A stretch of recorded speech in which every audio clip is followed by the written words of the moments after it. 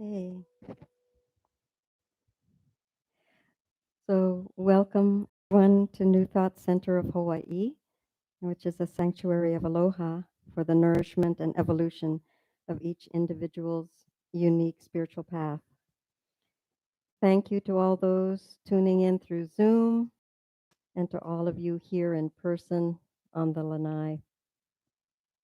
My name is Ramona Owen, and I'm the facilitator for today's service, May 16, on this beautiful Kealakekua morning.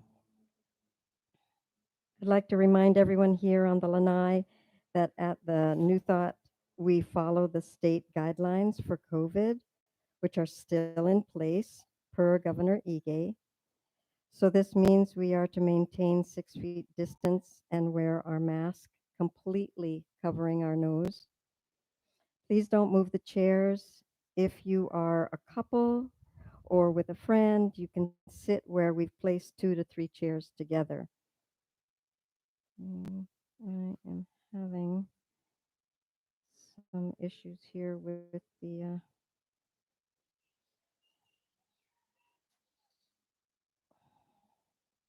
stand.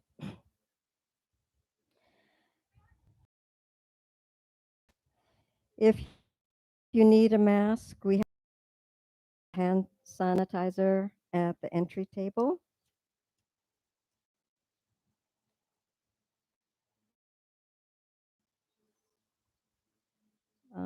Jeff, maybe you could come and help me with this stand. Thank you so much. It's just kind of loose there.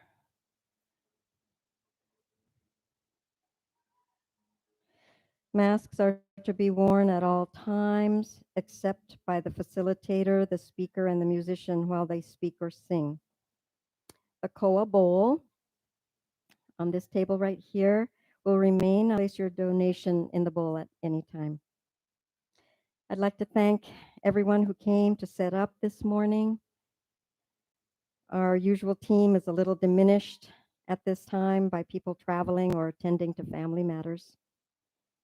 Thank you, Joe Conti, for coming to share your music, helping to create a vibrational space. And thank you to our presenter, Arnie Jin An Wong, who I'll introduce more at length later in the program. So maybe while I'm, introducing, you could just turn over there and show people our guests just momentarily. So there's Joe Conti and Arnie Janan Wong.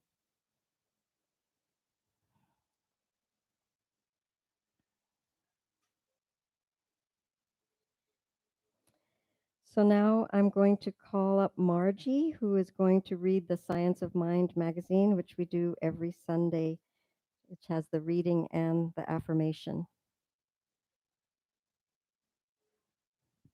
Today, it's listed beyond what you know. The world will persist in exhibiting before you what you persist in affirming the world is. That's by Emma Curtis Hopkins. Be like a child who looks to see the star that first appears, and suddenly the whole bright galaxy has blossomed out of space, and out of nothing, the visible appears. That is from Ernest Holmes. Your spiritual unfoldment depends on looking at that which is beyond what you know. What you know is the first star of the evening. It calls you to turn your gaze upward, where you can catch a glimpse of the whole sky. When you make yourself available to another facet of the universe, what can rise from within will come from what was previously invisible. You have to be available. Today, many individuals seem more attached to a screen they hold than the scene that may be unfolding within. The simulated world appears to hold more of an allure than the real world.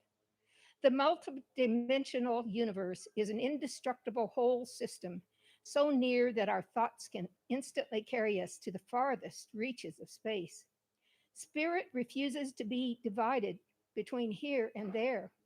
Omniscience is the nature of the all encompassing, the eternal wholeness itself. is immediately available at every point of your perception. Actually, it's not you becoming more divinely aware, but rather it is spirit becoming aware of itself, expressing as itself. Ernest Holmes tells us there could not be a universal wholeness, which is the cause of all that is, without itself becoming the effect of that of which it is the cause. And I don't know if I really completely understand that. There could not be a universal wholeness, which is the cause of all that is, without itself becoming the effect of that of which it is the cause. And our affirmation, I'm going to read part of it and let everybody respond, and then I'll read the second part.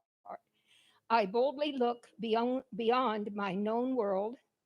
I boldly look beyond my known world and discover so much more of who I am, and discovers so much more of who I am.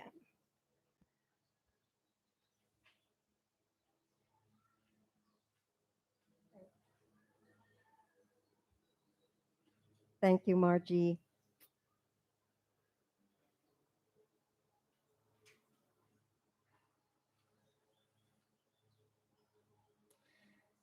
So now we will our service, which is the meditation part, and it will also include a prayer. And I'll start the meditation and end it with the chime, sounding the chime. And after the meditation, there will be a prayer because there has been a prayer request. So let's have a few minutes of silence now.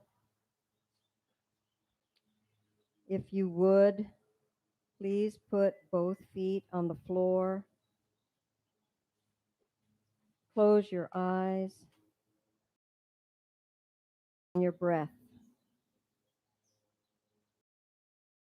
Slowly breathing in and out. Breathing in and out. And once more, breathing deeply in and breathe out. Relax into the space of oneness and connection with all life. Let us affirm divine perfection and balance, beginning with ourself, and then share, radiate this vision out to connect with all life.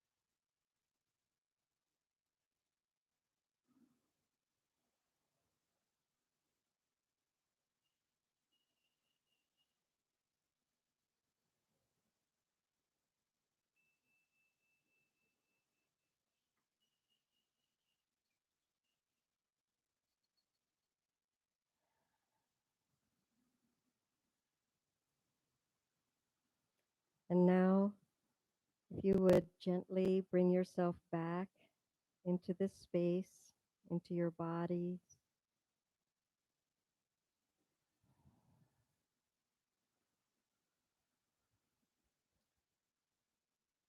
just feel that connection to the oneness.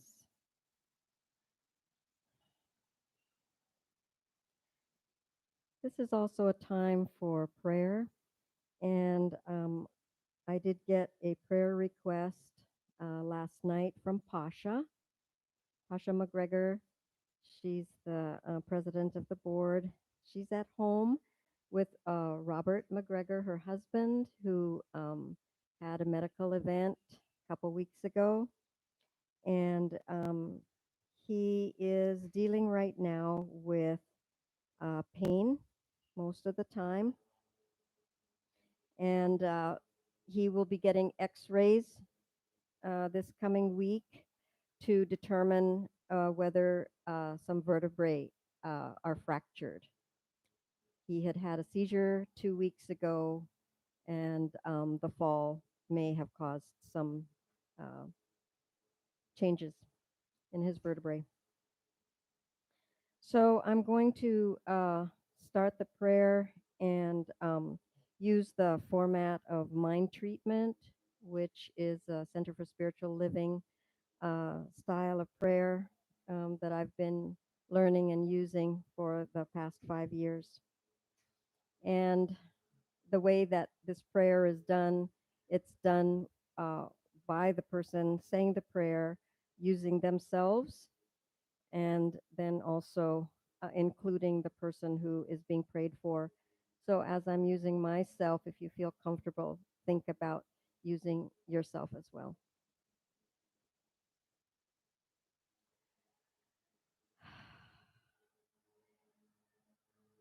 There is one life. It is the life of the divine. It is the source of all. It includes divine intelligence, divine love.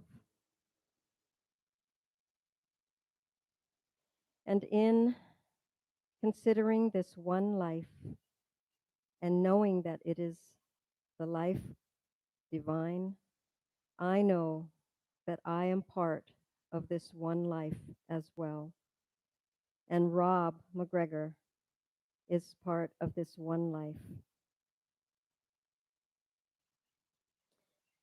I know that we have the birthright to claim any quality that we feel would help us navigate our life. And right here, right now, I claim for myself and I claim for Rob the quality of courage. The courage to face and deal with the challenges in his life, which can be translated into opportunities in this life. I also claim supreme, optimum good health, however it is to manifest for Rob.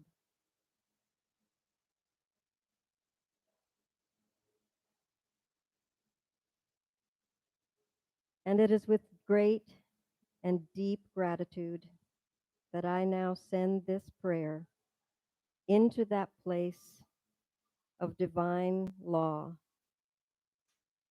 that is the law of action and reaction, where whatever is prayed for in good, for good, with good, and by good is responded to with a resounding yes. And we hold Rob in that yes. And so it is. Amen.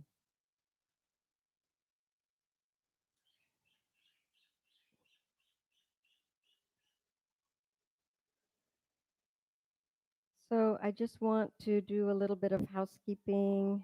Um, this is a sheet that has some of the schedule for the next 3 Sundays. So on May 23rd, Dr. Maria Mann, PhD, Yoga in the Spirit Worlds, Creating Sacred Space, and music by Madhavi Infinity. And that will be here at New Thought Hawaii on the Lanai. On May 30th, Laura Prince. Topic is to be announced.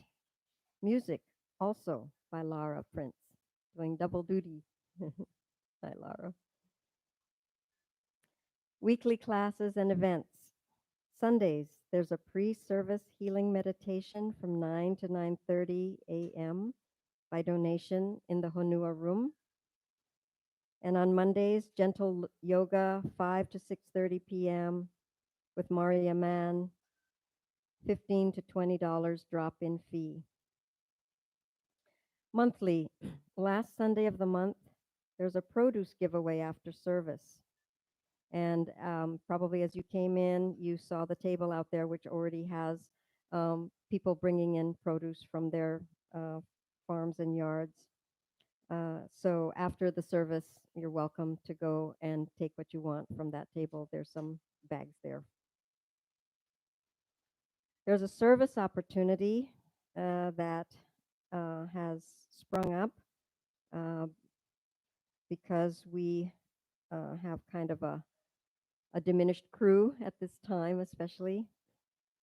So volunteers are needed for Sunday service functions, ushers, sound system, live streaming, cleanup, that monthly produce giveaway, and that training will be provided. And this week, we have Jeff who answered the call, and he's helping Stephen right now this morning with some Soundboard 101 from Joe Conti. Thank you, Joe. Um, a special announcement, there's office space for rent.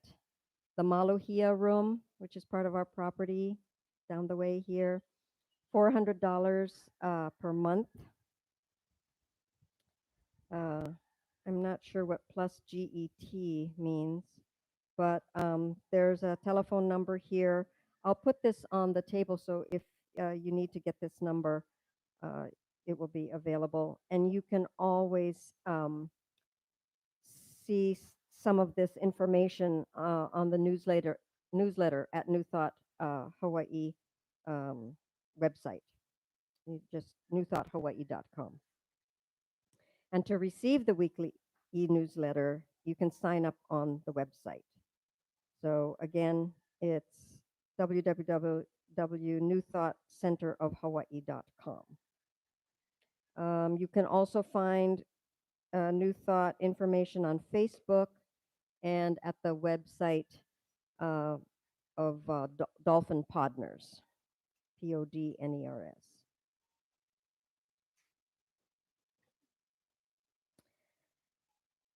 So Joe, if you could play a little bit of music for the background, I'm going to be talking about New Thought Hawaii.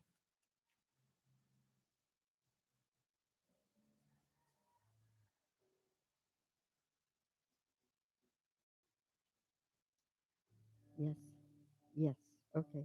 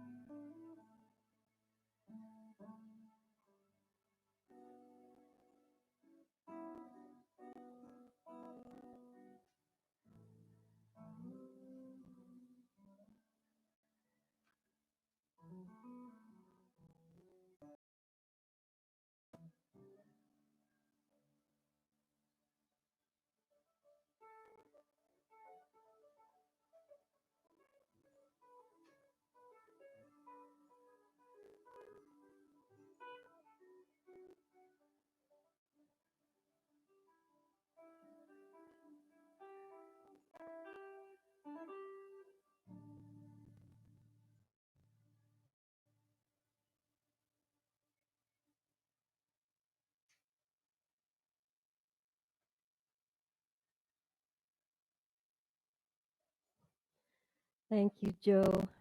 So this is the amazing musician we have today, Joe Conti. He maybe can give a little bit of information about the instrument he's playing. I went on YouTube and looked at some of his YouTube videos and learned for the first time the name of this extraordinary instrument. Why don't you go? Aloha, everybody. Mhm. My name is JoeConti.com.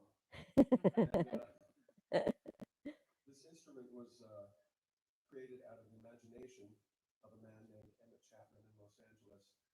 And he had been playing guitar in a jazz band with Barney Kessel. And one night when he was at home, he decided to, playing his electric guitar, he decided to tilt it vertically and started tapping on the strings. And that's when the light bulb of inspiration went off. And it put him on a journey to create the instrument, which he now calls the Chapman Stick touchboard. So it's a stringed instrument. Initially, it was 10 strings. This one has 5 bass strings and 7 guitar strings. But unlike a guitar, which is strummed, or a violin, which is bowed, most stringed instruments are articulated with one hand. He had the idea of having an approach like a piano, where either hand could play with single notes, but still having the ability to be able to bend the strings or do slides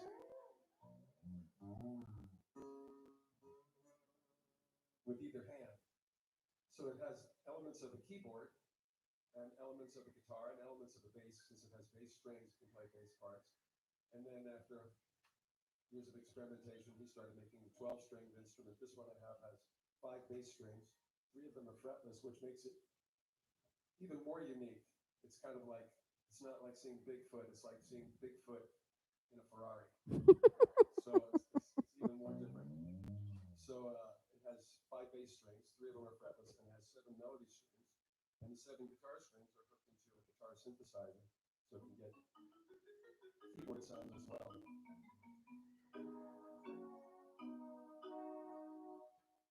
it's good therapy for my multiple personalities thing. And I'm glad you didn't ask about what I just played musically, because it just kind of came out. And it's I out there. figured. It came and went. Yeah. But I appreciate being here. It's the first time I've been here since COVID happened.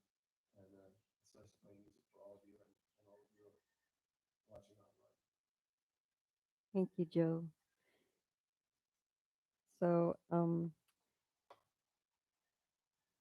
let's see. Yep. Wires and things.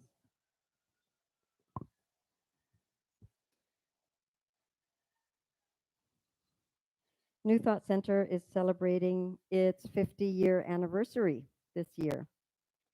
From the formation of International New Thought Alliance back in 1915, our church chartered as a religious science church in 1971.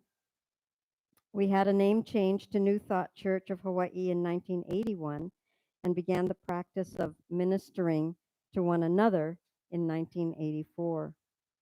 In 2000, we became New Thought Center of Hawaii. We take turns facilitating each Sunday morning, inviting teachers of all wisdom traditions around our wonderfully diverse planet. We've come to understand that no single source has exclusivity regarding spiritual truth, health, and development. By providing a loving, accepting, non judgmental community, we create a sanctuary for the support and evolution of each individual's spiritual path. This furthers us as well as benefiting our fellow travelers, our extended spiritual community, our family, friends, and neighbors, our island community, and the world.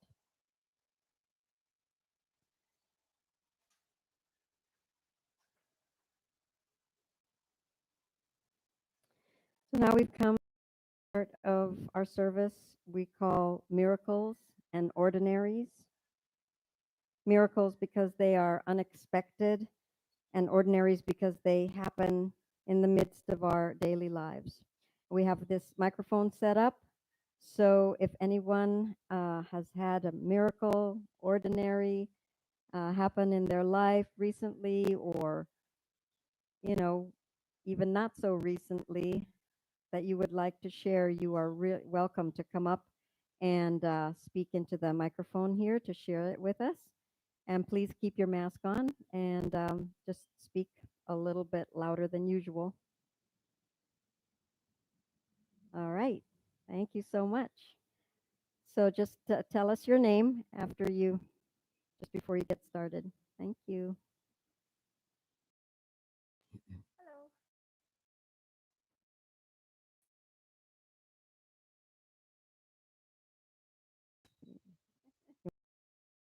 Testing.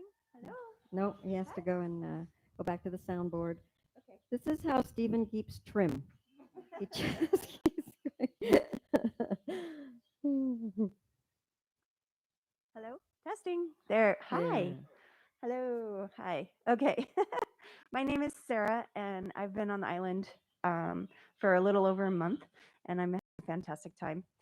My good friend and I went on a trip to the other side of the island on Volcano, and we stayed at the Lava Temple, a beautiful open outdoor, indoor, I don't know what to call it, temple space. And we stopped at a gift shop on the way.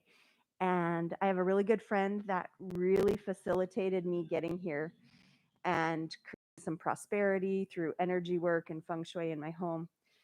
And I was looking for something for her to speak to me, to give her a gift.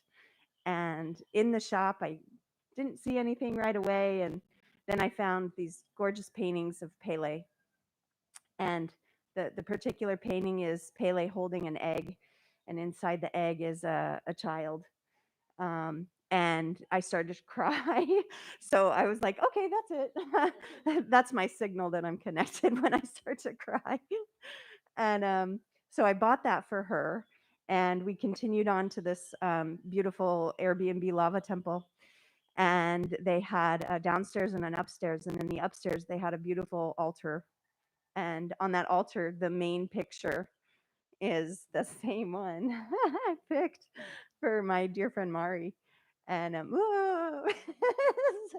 So it felt beautifully synchronized and validating and in flow and just wonderful. So thank you so much.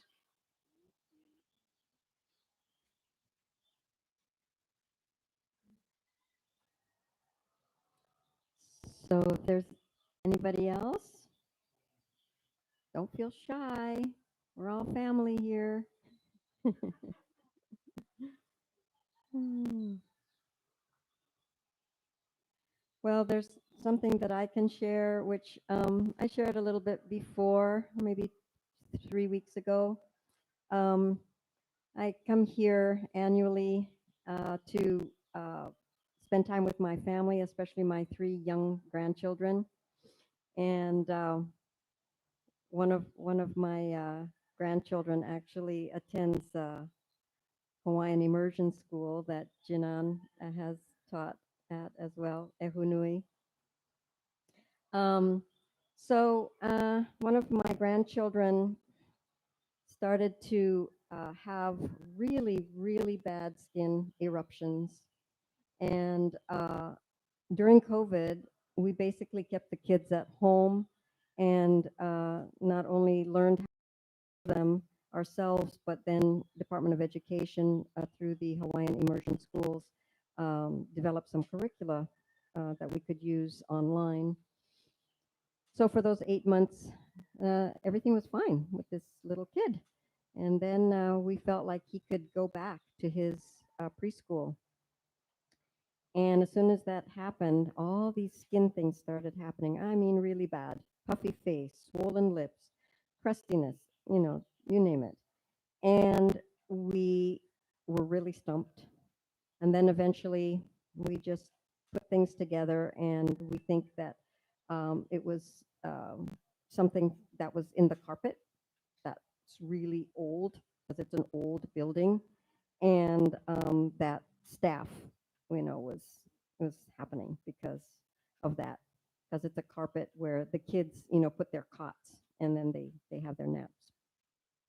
So anyway, during the time that this was all going on, we tried family-made tinctures and different kinds of homemade remedies, which would work some of the time. Um, and then I just thought, well, I've got to reach out to people in my spiritual communities in Seattle and here, and just request prayer and request affirmations.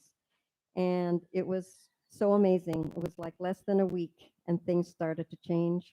Not only changing in terms of his skin, my grandson's skin, but also changing in terms of what was actually coming to us through a naturopath who showed up, through an allopath who showed up, through an, um, an allergist who, had appointments just out, into the future, and all of a sudden, our little boy was put on the short list, and he got to see him and start to get tested.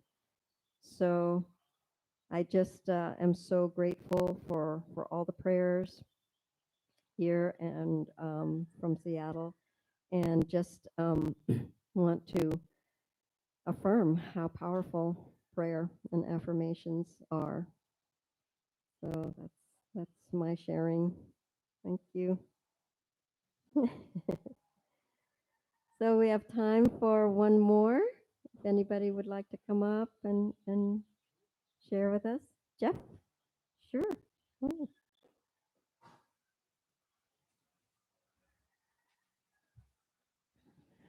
Hi, I'm Jeff. I'm here with Terry and learning about the sound system so I can be helpful with that in the future. And I was just reminded of an experience I had when I was a kid. I was asked if I believed whether or not our thoughts shaped our reality. It's just basically, I think. And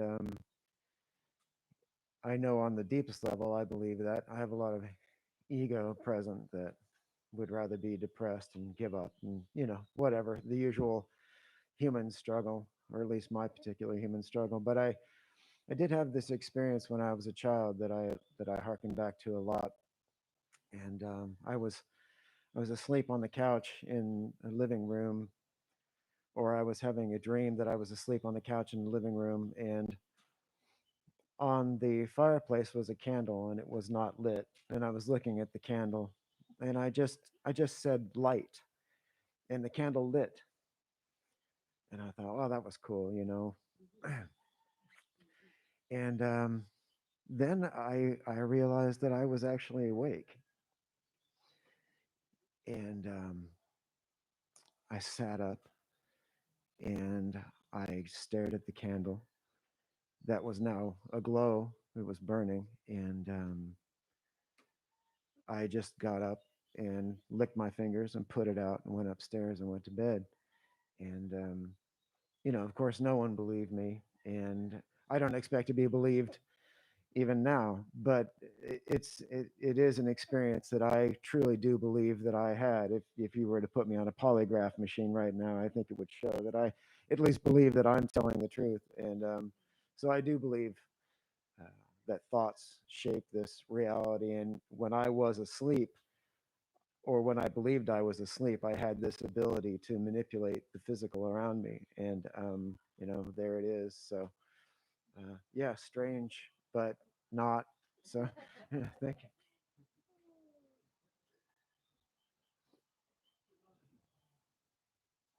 oh yes, Stephen, please.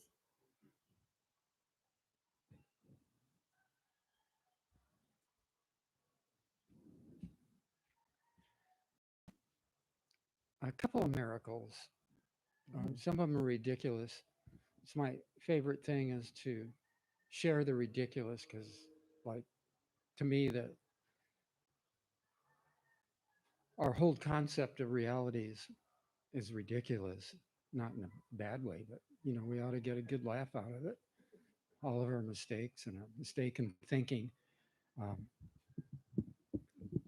I appreciate that all of a sudden a couple of people stepped up and volunteered. It's almost like a first around here. That was great. I appreciate it. Thank you. And just doing a great job. And thanks for sharing that miracle. I thought that was really good to hear. And now for my ridiculous miracle. We have a lot of wild critters here in Hawaii, as most of you know. Mongoose, wild pigs, chickens, and of all consider them they're all kind of pesky, tearing things up. So the other day, I have never really appreciated this because they dig up everything, your garden, your plants, and they make loud noises in the morning. So, anyways, this chicken, about a month ago now, came and decided to lay an egg on top of the bare metal surface on our washing machine instead of knocking everything off the shelves in the carport as usual. But so she laid an egg up there, and I thought, well, that's interesting. So I took that one and ate it. And she laid a couple more. I took them and ate it.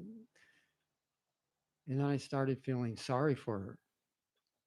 Like, okay, well, so I put a box up, a wooden box on next to the washing machine, and she didn't go in it. And she laid another egg on the washing machine. So I took the eggs and put them in. And now there was 3 eggs in there. And so she started using the box. And then, of course, she quit laying eggs and started brooding on the eggs. And then the whole thing, she turned in kind of a pet instead of an enemy. And so it took 21 days or 22 days, and a couple of them hatched. And we're going, yeah, well, where's the third one? It still isn't hatched. I wonder, it's not going to make it or something. And then finally, at the end of the day or whatever, there was a third one, and it was jet black, and the others were, the light yellow brown.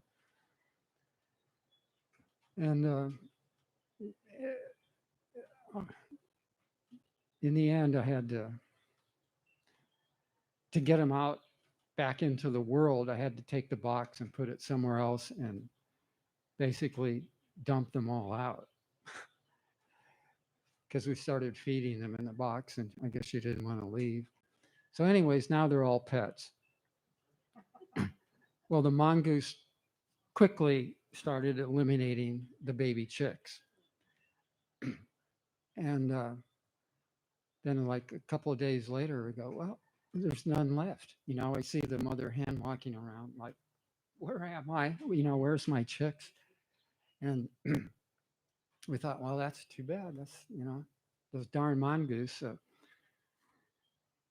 Then all of a sudden, next day, the black one shows up, and we go, oh yeah, that was our favorite. So she's got this one little black chick left, and I hope they live ever after happily. That's my story.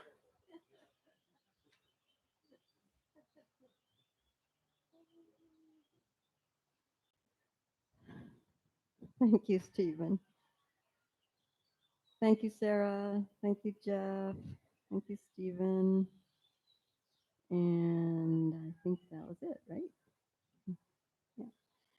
So, Joe, if you would please share with us one of your pieces. Yep. And that will lead us into the presentation time, which, like 3-4 minutes. Yeah.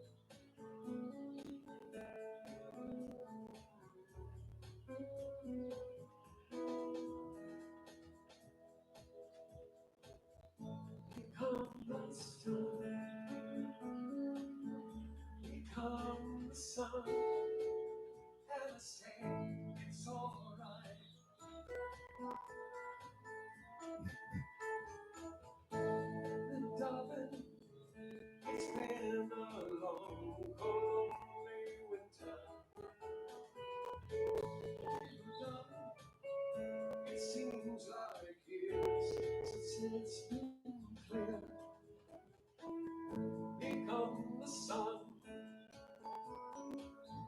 here comes the sun, and I say it's alright.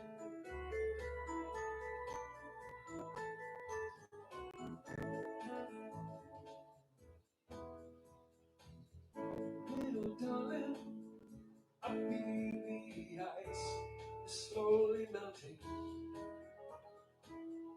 Little darling, it seems like years since it's been clear. Here comes the sun, doo doo doo. Here comes the sun, and I say it's alright.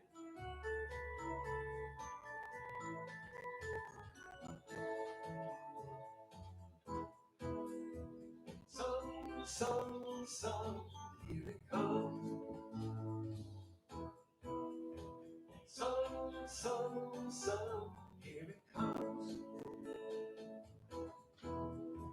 Sun, sun, sun, here it comes. Sun, sun, sun, here it comes.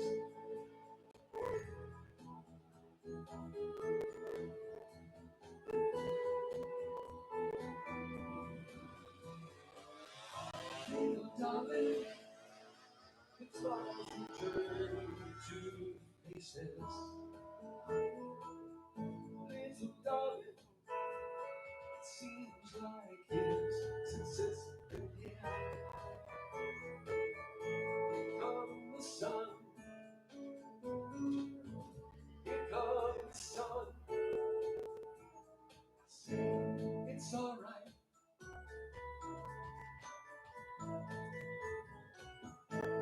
Here comes the sun, here comes the sun, and I say it's alright.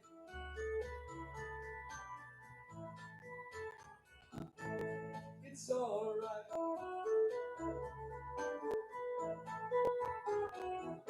It's alright.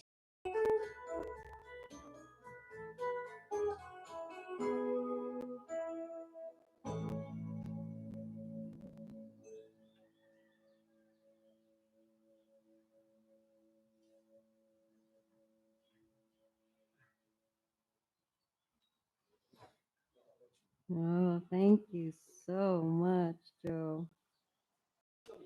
Oh, it just takes us old timers back. And that's, one of those songs that just spans all decades. And I think it's really appropriate since we have been coming out of the year of COVID, and we're, changing. Everything's changing by fits and starts, and so we just still are to practice patience, um, the choices made by whatever state we're living in. So thank you for that. Thank you. Right.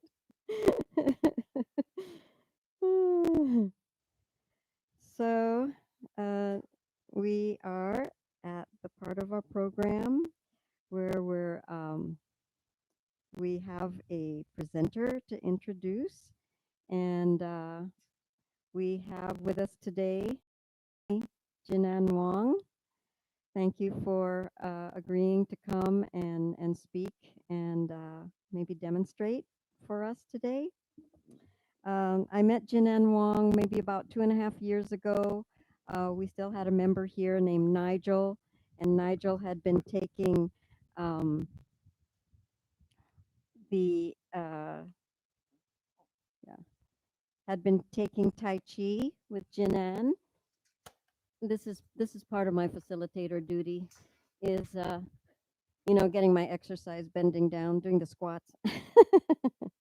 um, Yeah, and so Nigel, introduced us to Jin An Wong, and we had a wonderful experience after the service where we went into the Honua room and we were able to participate in learning some Tai Chi, specifically from Jin An.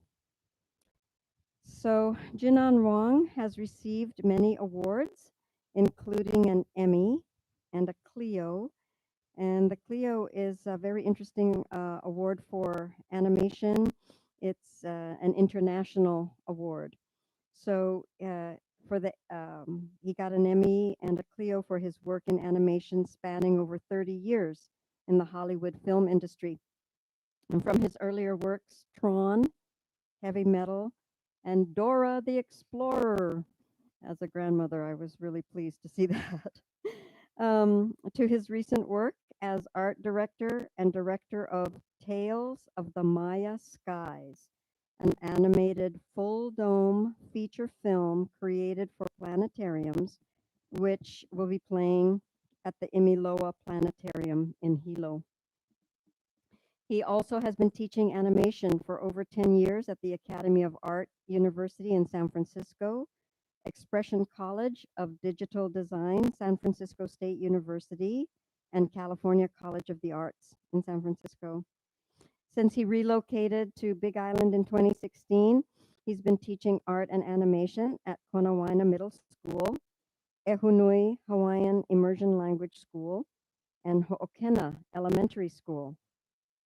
Also, upon arriving in Hawaii, he began his apprenticeship with the renowned Japanese artist Mayumi Oda in learning her special hand-pulled silkscreen technique. And since then, he has created his own silkscreen prints with his Tai Chi Surf Buddha art series. And he does surf, by the way. Tai Chi and Qigong have been a part of his life since he was a young man. His grandfather was a Tai Chi and Kung Fu master. He studied with his uncle, Master Guk Gan, at the Toishan Tai Chi Academy in China. He also studied Tai Chi with Master Kai Ying Dong in Los Angeles. His Qigong practice comes from Master Ma in the San Francisco Bay Area. He has been teaching Tai Chi and Qigong for the past 20 years in San Francisco, Los Angeles, and Hawaii. Please welcome Jin An Wong. Thank you so much. Take it away. Oh, and so yes, this is. Thank you so much. I'm new some at this facilitating, so please forgive me. Yeah, welcome. Thank you. Hello. Oh, thank you for coming, and thank you, Ramona and Steve and Jeff and Joe and Pasha and Julie. I think is also right for having me here today. Yeah, Terry and Patty. So I'm gonna to begin with. I'm just gonna show you a little Tai Chi so you can get a sense of what it is I'm going to talk about, and Joe's gonna give me some background music, and I want you just to sit and relax, enjoy the movement, breathe, and imagine yourself doing what I'm doing up here, so that you can see what it feels like just from watching it, because that's kind of a sense of you get a sense of what's happening. Okay.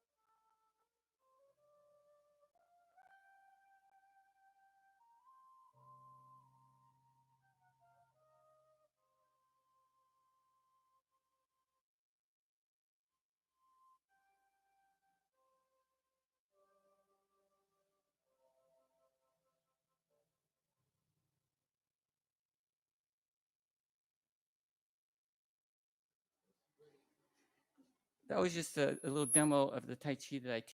And as you can see, it's all about circular movement, balance, and being centered. Uh, but before I talk a little bit more about Tai Chi, I'll just give you a little background besides what Ramona said. I was born and raised in Chinatown, San Francisco, and my my whole experience of martial arts started really young because my my great grandfather, my grandfather, and then all the way down to me were all martial artists. And of course, I started with the whole Bruce Lee thing. I wanted to be a kung fu master and punch and kick and do all that good stuff. And but I couldn't really get into it because I was not violent orientated. You know, like when I went to the schools and studied the kung fu and the tai chi, or not tai chi, just the kung fu and the karate. Everybody's punching and getting hurt, and I had trouble punching people. So it was kind of a weird thing to learn martial arts without wanting to hurt anyone. And so I kind of around early teenage years, I started to see that the martial arts was leading me towards a violent future because everybody in the school would practice outside and punch and fight with each other and get into the gangs, which in Chinatown, which is what you do. You start in the kung fu schools, you end up in the gang, and then you're on the street. And for me, I didn't find that as a direction that I wanted to take. And fortunately, or through destiny, I discovered the ocean in San Francisco, and I discovered surfing, which took me away from Chinatown and away from the kung fu and into surfing. So I switched my career move from growing up to be another martial artist or become a surfer. And I chose surfing, and I don't regret it because I'm here today because of that. Uh, so anyway, so I grew up in studying many martial arts. In fact, not only just kung fu, karate, aikido, hapkido, uh, and I've even was a impact safety instructor teaching women how to self-defend themselves in full contact situations.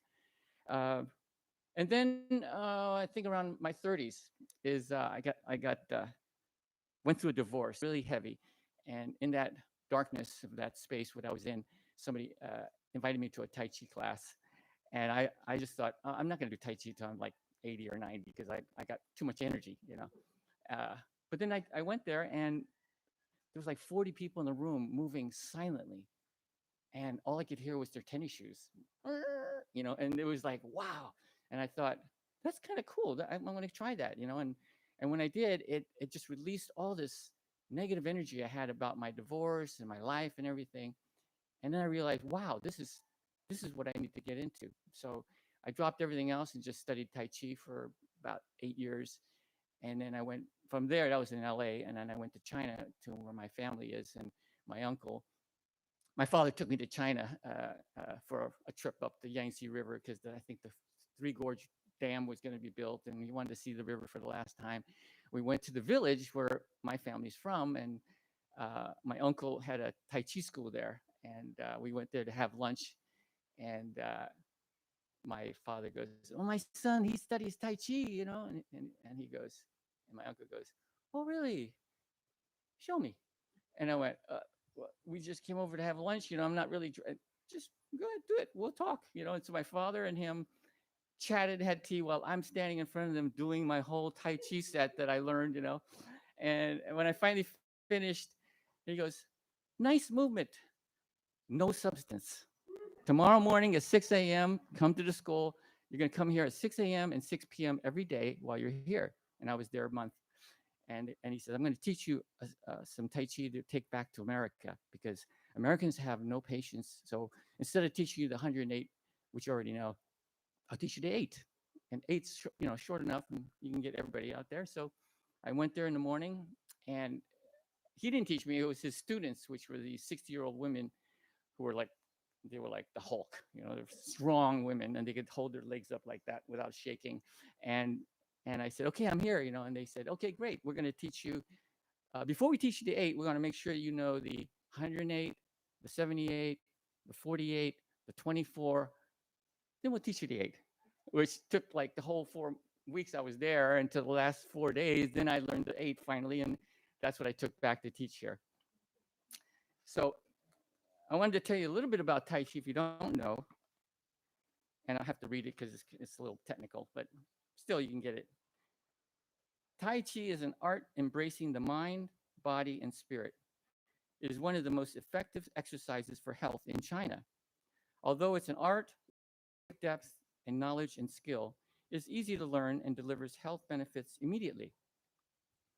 The ultimate purpose of Tai Chi is to cultivate and circulate the Qi, or the life energy within us, to flow smoothly and powerfully throughout the body. Total harmony of the inner and outer selves comes from the integration of the mind and body, empowered through the practice of Tai Chi. There will be times when a practitioner will enter a mental state of tranquility, moving to a different world, time, and space. A world where there is no schedule, no deadlines, and no stress. Yet the person still feels very much part of the world. In a non religious sense, it's a spiritual practice. Qigong. Qigong is an ancient Chinese exercise and healing technique that involves meditation, controlled breathing, and movement. Qi is the concept from traditional Chinese culture that roughly means vital energy, breath, or spirit. Gong means cultivation or mastery. So Qigong translated means vital energy cultivation or mastery of your energy.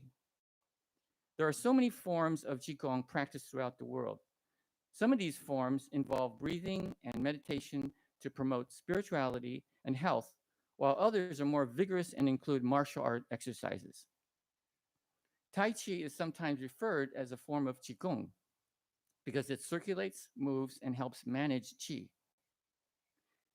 My idea of a spiritual practice is that it involves or provides a method of self discovery that brings me into a realization of the greater whole. It develops a refined sense of awareness of my body while in motion. The Tai Chi combines breath, movement, verticality, and shifting my weight from side to side, which develops an awareness that can't be done sitting or being still. As I become more aware of my body in motion, I also become aware that the whole universe is a part of me too. Usually, Tai Chi is done outdoors for direct contact with nature. Through this daily exercise, I begin to develop an intimate relationship with nature. My movements eventually feel like water flowing within a great wave in the ocean. This deep connection with nature also happens as you develop in your Qigong practice. Being at one with nature is a common theme among spiritual disciplines throughout the world, like Taoism, paganism, shamanism, and Christianity. Tai Chi cultivates silence of mind. When my mind is calm, then my body is calm. When my body is calm and centered, life challenges are not seen as obstacles. Rather, it becomes an opportunity for positive change. Some of the health benefits of Tai Chi are also related to its spiritual practice. The most important element related to health and spiritual progress is the straight spinal column during practice. All systems of meditation recognize that the body relaxes easier when the body is upright. When the body relaxes, the channels and chakras can let the energy move through the body. A majority of the chakras are along the spinal column. When the spine is straight, these chakras become activated. As the energy flows through the chakras, spiritual practice becomes easier because it feels good to open the chakras. This will inspire the body and mind to become attracted to meditation. Being upright is not only spiritually beneficial, it's also good for your health. When the spine is naturally straight, the internal organs function optimally. When the spine holds the central nervous system, which regulates the organs and their functions. Keeping the spine straight also allows more blood flow to the brain, which ensures proper functions in the internal organs. Another health benefit of Tai Chi is related to spiritual practice is using the waist to move. One of the problems of our Western busy lifestyles is that we're all too cerebral and sedentary. We have a tendency to run self-destructive loops in our head. This creates worrying and tension, which has negative effects on the body. By focusing our awareness to our waist or dantian, which the Chinese believe is 1 inch below the belly and 1 inch in. We also call it the core, the cauldron. We can move away from the invasive, stressful mindset of our times. Spiritual practice teaches us that our worries are, for the most part, not relevant to our evolution. As we practice Tai Chi and think about the waist, the mind tends to clear out into openness.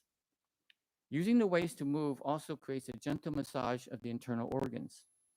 Shifting the weight as we turn, our waist amplifies the effect of this massage. The internal organs can become stagnant if they don't get exercise. Or as Jack LaLanne once said, if you don't use it, you lose it. Tai Chi is the best exercise for this kind of massage because of its slow movements of the hips and waist combining with shifting of the weight. Using the waist to move also brings flow to the hip joints, which increases their density, keeps them less likely to deteriorate as we get older. Maintaining and improving our balance is crucial as we age. Tai Chi is one exercise that will do that. My surfing today is better than it was before, as my balance continues to improve as I age. And I'm 70, by the way. An important element in developing Tai Chi as a spiritual practice is the cosmological significance of the movements. The most basic movements in Chinese cosmology are heaven and earth. Heaven is represented in Tai Chi by lifting your head, floating up into the sky, while earth is represented by sinking your weight, grounding into our core center. This gives birth to the concept of yin and yang and the 8 trigrams of the I Ching. The I Ching is a serious religious program of study in ancient Chinese culture, which is usually complemented by the practice of Tai Chi. The I Ching represents the basic patterns in our universe for movement and change, and through understanding these patterns, enlightenment can be attained. As you understand the I Ching deeper, it gives you an indication of a proper course of action to take on a daily basis to stay in harmony with one's life. The Tai Chi form starts with a meditation on emptiness. In the Buddhist tradition, emptiness creates a cause for future enlightenment. For the Taoists, it is the beginning of the universe. In Tibetan Buddhism, it is called practicing creation. Creation means that a pure universe is being created, and that is where we practitioners abide. This is the quickest method to attain enlightenment in Tibetan Buddhism because it purifies our natural grasp at a self and understanding the phenomenon within our personal universe. Tai Chi combines this type of internal movement of energy and postural movement in the way it combines spiritual practice and body awareness. There are some intermingling of these two traditions of Taoism and Buddhism in Chinese history. This would account for the cross-training in meditation and martial arts that is common in ancient Chinese culture, especially in the development of Kung Fu and Tai Chi at the Shaolin Temple in the Henan province in central China during the 14th century. The next aspect of Tai Chi practice is combining the methods of spatial insight and calm abiding. Spatial insight is again the meditating on emptiness that is conjoined with one-pointed concentration. Calm abiding is really the one-pointed concentration on an object. In the case of Tai Chi, that object is up to you. It can be the breath, it can be the dantian, or it can just be shifting of the weight. In Buddhist tradition, practicing calm abiding and special insight together will lead to enlightenment. In Tai Chi, this is done every time you practice the form correctly. It is without letting your mind wander. If you can keep your mind in focus throughout the form, you'll develop a strong sense of mindfulness. Eventually, this mindfulness will help you in your meditation as well. When you can control your mind, you will become more peaceful and less likely to get agitated. From this state of mind, it will then be much easier to practice patience and compassion, which I believe are some of the positive outcomes of any spiritual practice. Another benefit of developing this type of concentration is that it also puts the ego aside for a moment in order to exert the amount of effort needed to concentrate. Spiritual traditions living in a Western culture don't get a lot of media support or encouragement. However, it is these difficulties in justifying your practice that makes Tai Chi a real spiritual practice. As a practitioner, you have to know that Tai Chi is something that transcends the ego. The media fads of the day, by looking at your ego straight in the face and going beyond it. Tai Chi as a martial art has the unique ability of protecting you and your friends while not harming the attacker, but neutralizing their energy. In martial arts terminology, Tai Chi absorbs the attacker's energy, then gives it back to them, usually in the form of a push. This type of self-defense is a spiritual practice because it's based on ahimsa, or nonviolence. Instead of being completely passive, we look at our assailant with compassion and try to immobilize them out of concern for their own safety. This may not always be possible, but we as practitioners should at least know that the assailant is working from a very troubled state of conditioning, one they cannot easily get out of. This then should elicit compassion for the attacker and for all beings caught in habitual patterns. Tai Chi is a way of thinking, of being, in that you become fully awake in the moment, balanced, centered, moving with intention, and having your energy grounded. Being conscious that anything can happen at any moment is also like surfing on a wave, as you are in a constant state of flux, physically, emotionally, and mentally. Tai Chi brings you to a centered point of clarity. It not only brings grace in your movements, but also brings a state of grace within you. Tai Chi integrates all the elements of our lives into the practice: movement, meditation, martial arts, and spirituality are all become an avenue for exploring ourselves and our relationship to the universe. Tai Chi practice helps us on the path of the evolution for a spiritually awakened being. And so now I'm going to just stay seated, but I want you to go follow with me one movement. And I'm going to demonstrate that. I already demonstrated. It's called moving hands like clouds. So just remain seated. And I want you to just follow the movements with me. So when you're, I'll do it sitting too, so we can all do it together. We'll start with our hands making a circle, starting with the palm facing in, turn the palm facing out, and then bring it down.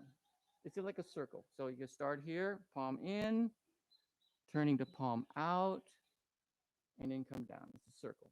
So you're making the circle going up, and turn the palm out, and then scoop under. So again, the palm is facing in, and just about when it hits the face, it turns out, and then it comes down. Now we're going to do the same thing on the other side. Palm in, turning the palm out, and then scooping under.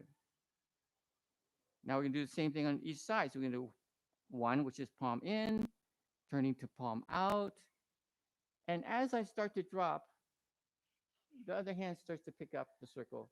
And now, as you can see, I'm lining up laterally or horizontally.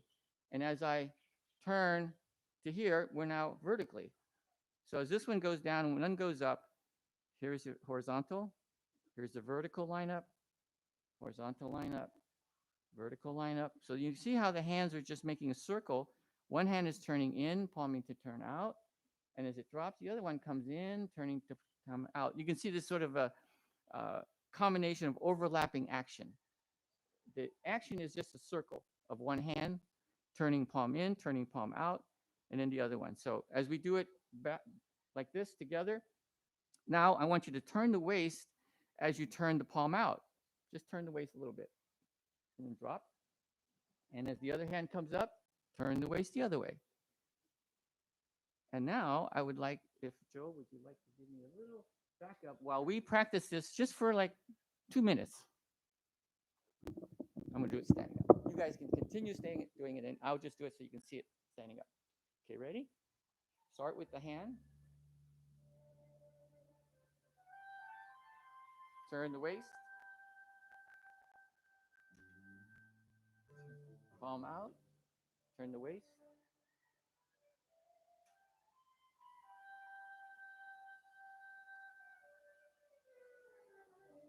Breathe from the diaphragm. Nice, slow, deep breaths. Keep the back straight. Imagine lifting up the head through a string through the spine. You're floating up from the waist up. Slow it down.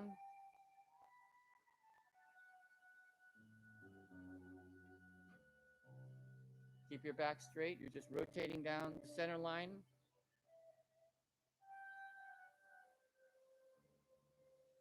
Palm in, turning the palm out. Palm in, turning the palm out.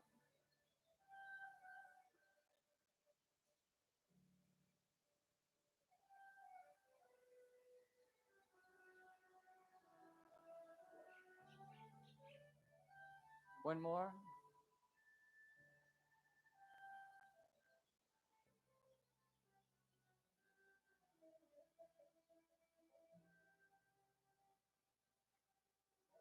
Thank you. And you can salute by one fist, which is the yang and the yin.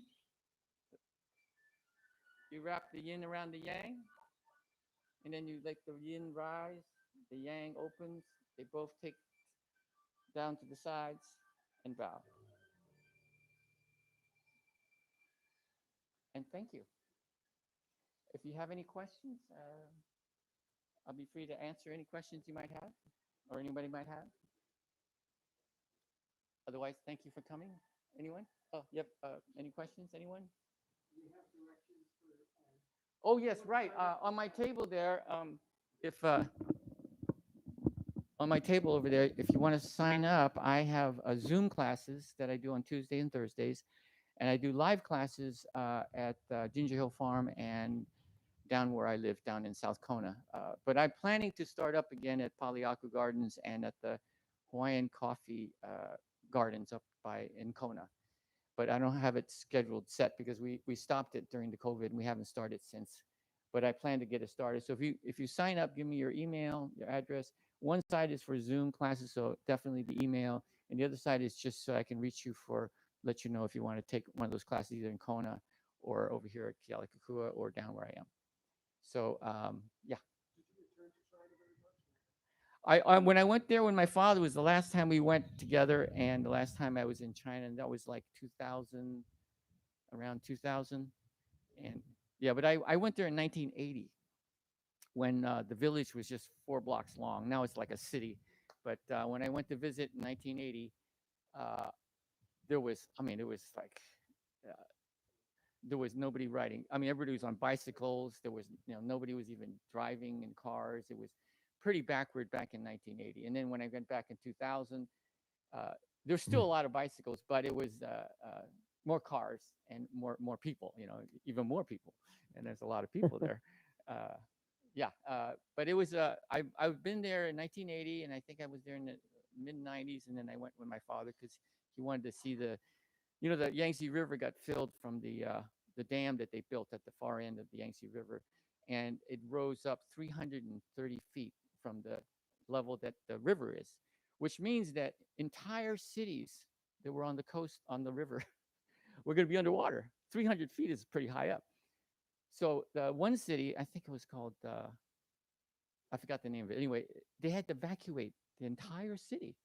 I mean, millions of people had to be relocated and sent with care packages so they can start their life over again in a whole nother province, which was really hard because we have up-teen generations of people living in this one place with farms and everything, and then suddenly it's going to be underwater, the whole thing. And then they had to take all the city structures apart. Anyway, I'm rambling, but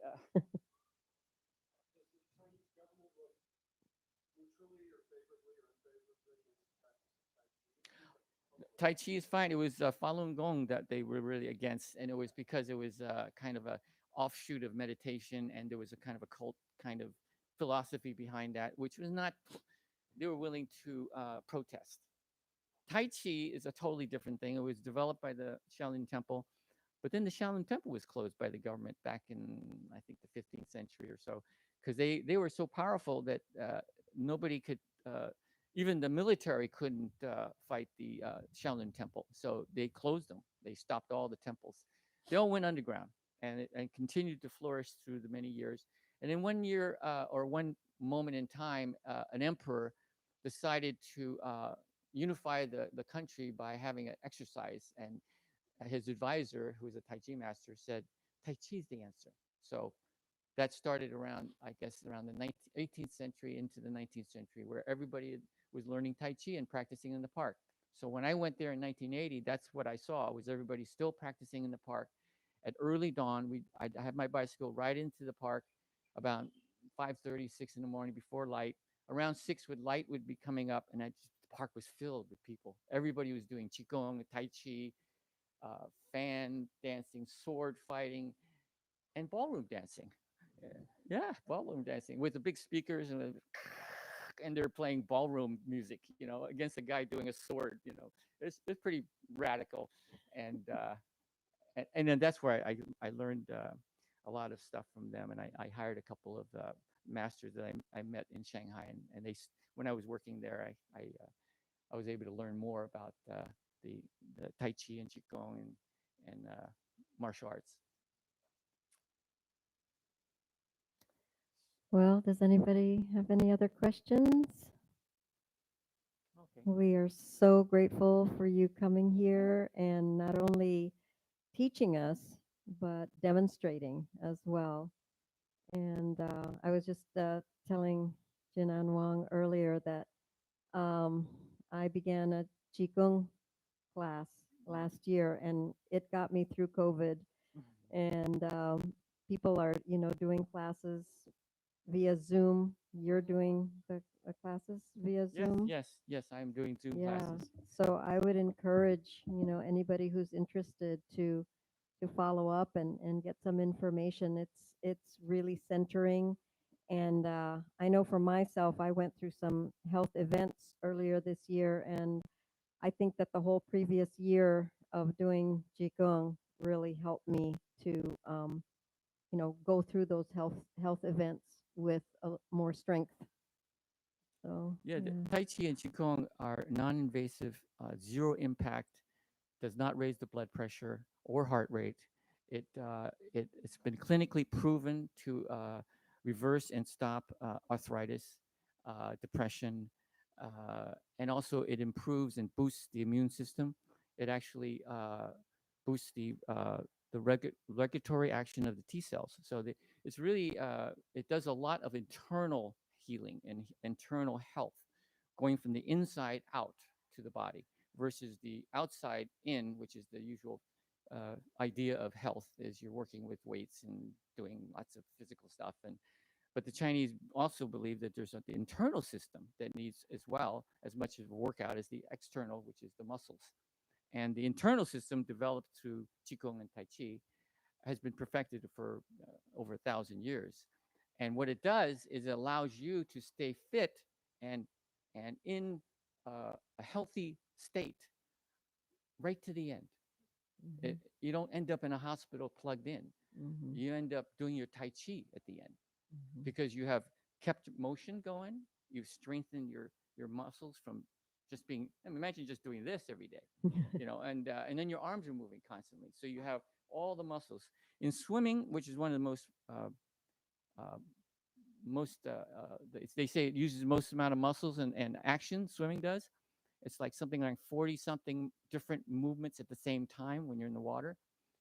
Tai Chi is over 90. When you watch me move, I'm moving everything, wrist, every joint, every muscle, every tendon is being exercised in that one set.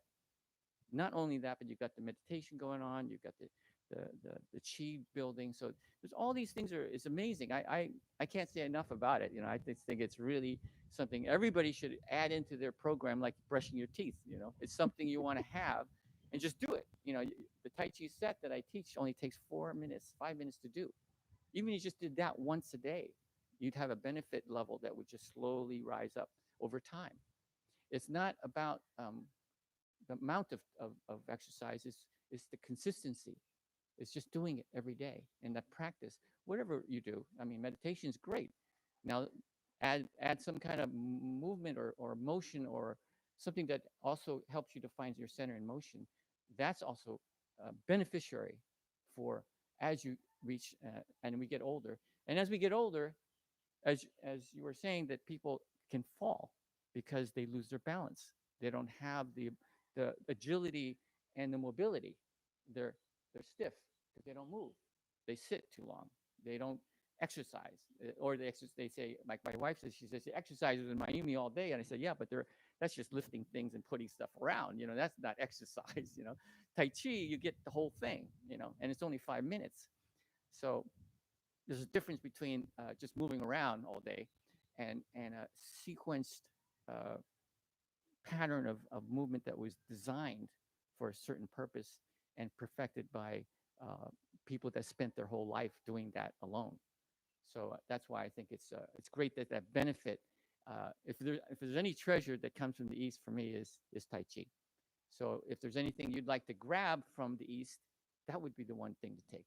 And whether you take it from me or anybody, just Yeah. to move. Okay. Thank Thank you so much. Mhm. So, Joe, would you like to play one of your pieces? And when you're done with your piece, um, for the rest of you, if you could stay, we like to sing the Hawaii Aloha song together. So we'll do that after Joe plays a piece. Thank you. I'm drawing a blank, so I don't know if I should just improvise or if there's a request.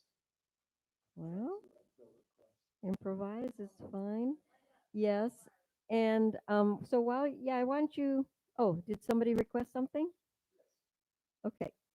So while he's playing, I just want to remind everybody that we really appreciate donations. Our organization is a nonprofit organization, and so if you'd like to come and put something into the Koa Bowl, that would be great. So, thank you.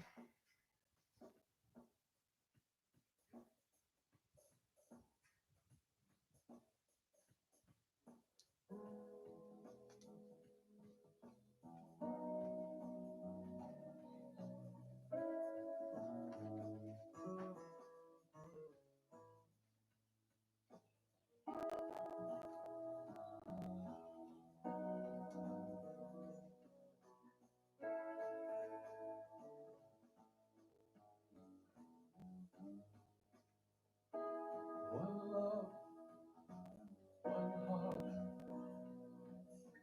Let's get together and feel alright. I tell you that's one love, one heart.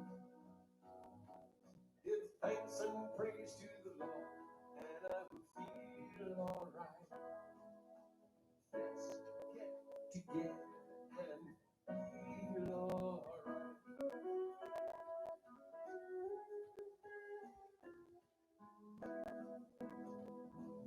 Hear the children crying.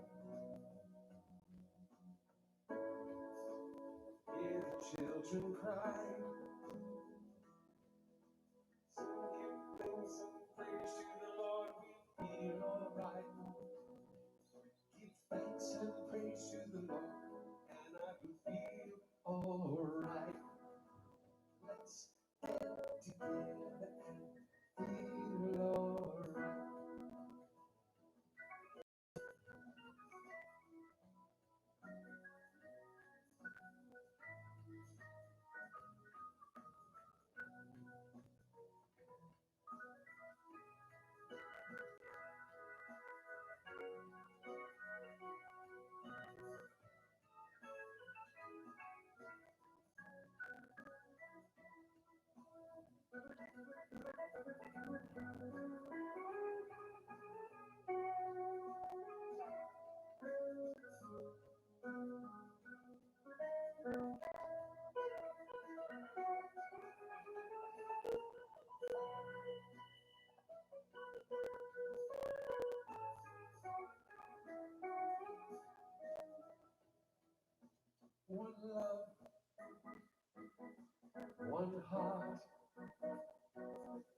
Let's get together and feel alright. Let me tell you about the one love, one heart. Give thanks and praise to the Lord, and I'll feel alright. Let's get together and feel alright. Let's